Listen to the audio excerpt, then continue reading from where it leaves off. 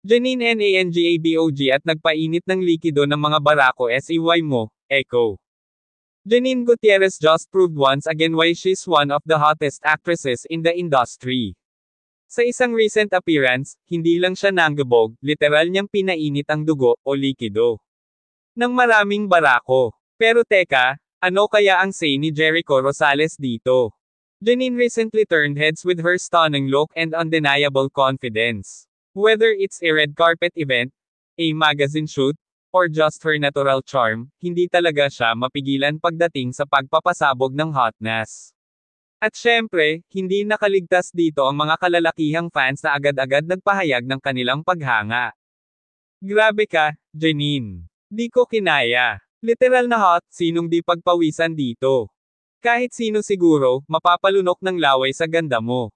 Of course, one name always gets linked to Janine, Jericho Rosales. Marami ang nag-aabang sa magiging reaksyon ni Echo, lalo na't matagal nang usap-usapan ang closeness nila. May mga fans na nagbiro, Echo, okay ka lang. Baka natuyuan ka na ng laway dyan. Habang ang iba naman ay may pang-aasar, mukhang may selos factor. Hahaha. Pero ang tanong, si Echo nga ba ay affected, o cool lang siya sa pagiging hot ni Janine?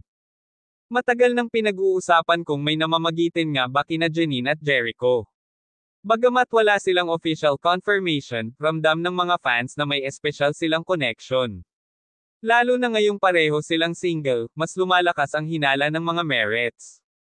Sa tingin nyo, may hidden feelings ba si Jericho para kay Janine? O baka naman sobrang proud lang siya sa tagumpay ng kaibigan niya? Ay comment ang thoughts nyo sa baba. At syempre, huwag kalimutang i-like, share, at mag-subscribe para sa mas mainit pang chika.